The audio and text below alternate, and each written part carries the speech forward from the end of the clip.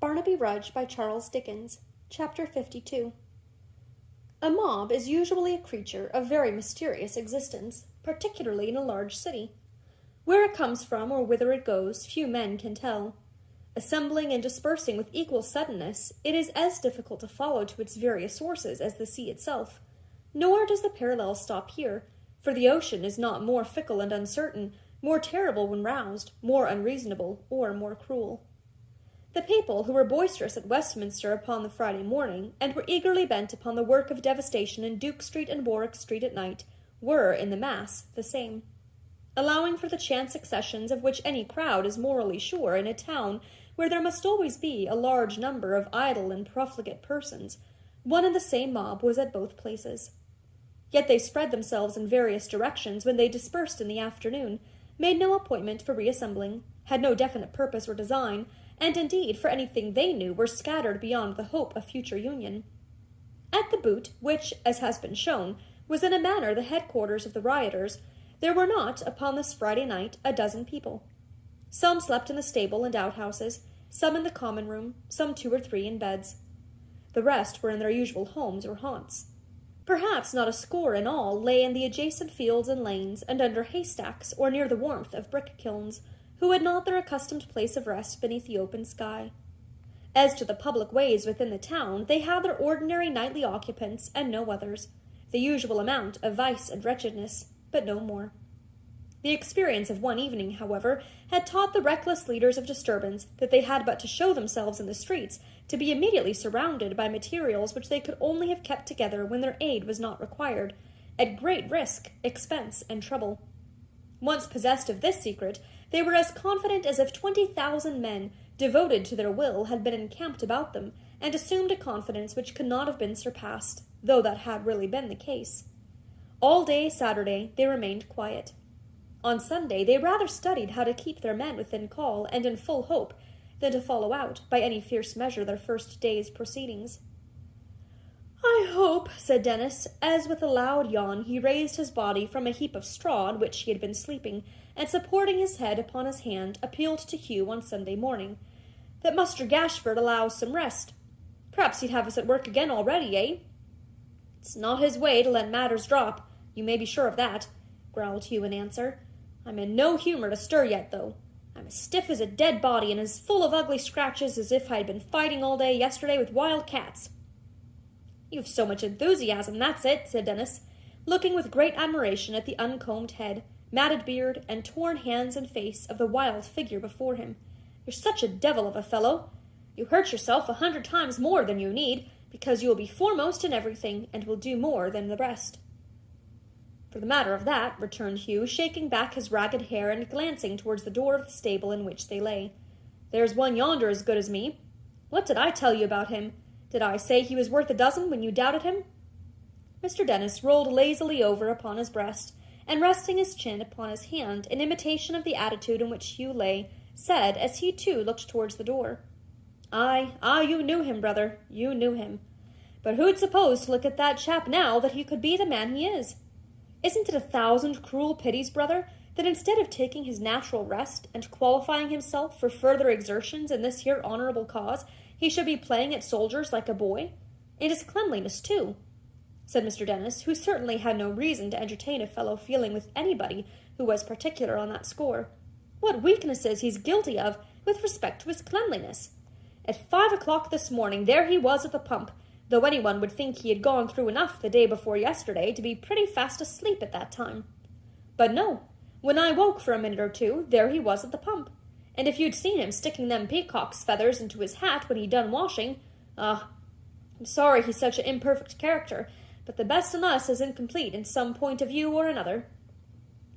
The subject of this dialogue, and of these concluding remarks, which were uttered in a tone of philosophical meditation, was, as the reader will have divined, no other than Barnaby, who, with his flag in hand, stood sentry in the little patch of sunlight at the distant door, or walked to and fro outside, singing softly to himself, and keeping time to the music of some clear church bells. Whether he stood still, leaning with both hands on the flagstaff, or, bearing it upon his shoulder, paced slowly up and down, the careful arrangement of his poor dress and his erect and lofty bearing showed how high a sense he had of the great importance of his trust, and how happy and how proud it made him. To Hugh and his companion, who lay in a dark corner of the gloomy shed, he and the sunlight and the peaceful Sabbath sound to which he made response seemed like a bright picture framed by the door and set off by the stable's blackness. The whole formed such a contrast to themselves as they lay wallowing, like some obscene animals, in their squalor and wickedness on the 2 heaps of straw, that for a few moments they looked on without speaking, and felt almost ashamed. "Ah," said Hugh at length, carrying it off with a laugh, "he's a rare fellow, is Barnaby, and can do more, with less rest, or meat, or drink than any of us. As to his soldiering, I put him on duty there." "Then there was a object in it, and a proper good one too, I'll be sworn," retorted Dennis, with a broad grin, and an oath of the same quality. "What was it, brother?" "Why, you see," said Hugh, crawling a little nearer to him, "that our noble captain yonder came in yesterday morning rather the worse for liquor, and was, like you and me, ditto last night." Dennis looked to see where Simon Tappertit lay coiled upon a truss of hay, snoring profoundly, and nodded. "And our noble captain," continued Hugh with another laugh, "our noble captain and I have planned for tomorrow a roaring expedition, with good profit in it." "Again the Papists?" asked Dennis, rubbing his hands. "Aye, against the Papists. Against one of 'em, at least, that some of us, and I for one, owe a good heavy grudge to." "Not Muster Gashford's friend that he spoke to us about in my house, eh?" said Dennis, brimful of pleasant expectation. "The same man," said Hugh. "That's your sort," cried Mr. Dennis, gaily shaking hands with him. "That's the kind of game. Let's have revenges and injuries and all that, and we shall get on twice as fast. Now you talk indeed." "Ha ha ha! The captain," added Hugh, "has thoughts of carrying off a woman in the bustle, and ha ha ha! And so have I." Mr. Dennis received this part of the scheme with a wry face, observing that as a general principle he objected to women altogether, as being unsafe and slippery persons on whom there was no calculating with any certainty, and who were never in the same mind for 24 hours at a stretch. He might have expatiated on this suggestive theme at much greater length, but that it occurred to him to ask what connection existed between the proposed expedition and Barnaby's being posted at the stable door as sentry, to which Hugh cautiously replied in these words: "Why, the people we mean to visit were friends of his once upon a time, and I know that much of him to feel pretty sure that if he thought we were going to do them any harm, he'd be no friend to our side, but would lend a ready hand to the other. So I've persuaded him, for I know him of old, that Lord George has picked him out to guard this place tomorrow while we're away, and that it's a great honour. And so he's on duty now, and as proud of it as if he was a general. Ha ha! What do you say to me for a careful man as well as a devil of a one?" Mr. Dennis exhausted himself in compliments, and then added, "But about the expedition itself?" "About that," said Hugh, "you shall hear all particulars from me and the great captain conjointly and both together. For see, he's waking up. Rouse yourself, Lionheart. Ha ha! Put a good face upon it, and drink again. Another hair of the dog that bit you, Captain. Call for drink. There's enough of gold and silver cups and candlesticks buried underneath my bed," he added, rolling back the straw and pointing to where the ground was newly turned, "to pay for it, if it was a score of casks full. Drink, Captain." Mr. Tappertit received these jovial promptings with a very bad grace, being much the worse, both in mind and body, for his 2 nights of debauch, and but indifferently able to stand upon his legs. With Hugh's assistance, however, he contrived to stagger to the pump, and having refreshed himself with an abundant draught of cold water, and a copious shower of the same refreshing liquid on his head and face, he ordered some rum and milk to be served, and upon that innocent beverage and some biscuits and cheese, made a pretty hearty meal. That done, he disposed himself in an easy attitude on the ground beside his 2 companions, who were carousing after their own tastes, and proceeded to enlighten Mr. Dennis in reference to tomorrow's project. That their conversation was an interesting one was rendered manifest by its length, and by the close attention of all 3. That it was not of an oppressively grave character, but was enlivened by various pleasantries arising out of the subject, was clear from their loud and frequent roars of laughter, which startled Barnaby on his post, and made him wonder at their levity. But he was not summoned to join them until they had eaten and drunk and slept, and talked together for some hours, not indeed until the twilight, when they informed him that they were about to make a slight demonstration in the streets, just to keep the people's hands in, as it was Sunday night, and the public might otherwise be disappointed, and that he was free to accompany them if he would. Without the slightest preparation, saving that they carried clubs and wore the blue cockade, they sallied out into the streets, and, with no more subtle design than that of doing as much mischief as they could, paraded them at random.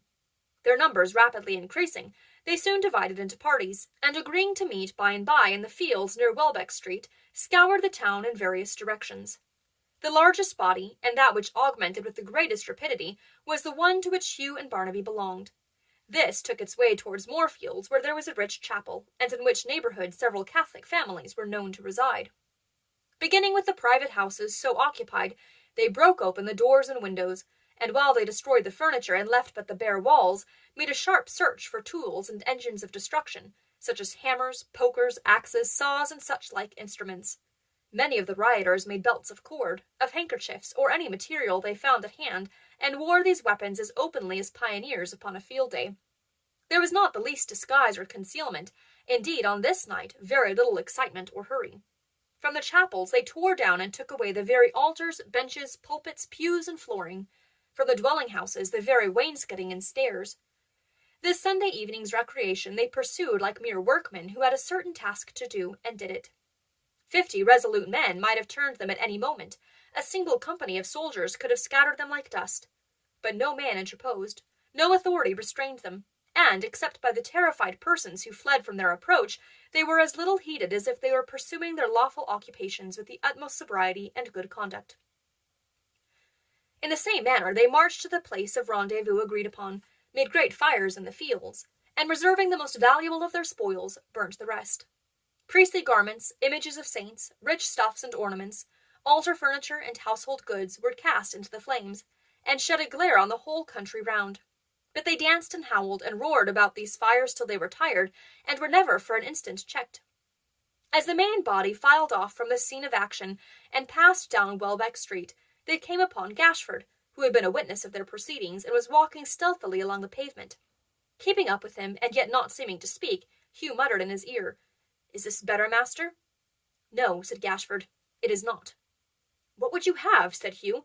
"Fevers are never at their height at once. They must get on by degrees." "I would have you," said Gashford, pinching his arm with such malevolence that his nails seemed to meet in the skin, "I would have you put some meaning into your work. Fools! Can you make no better bonfires than of rags and scraps? Can you burn nothing whole?" "A little patience, master," said Hugh. "Wait but a few hours, and you shall see. Look for a redness in the sky tomorrow night." With that he fell back into his place beside Barnaby, and when the secretary looked after him, both were lost in the crowd.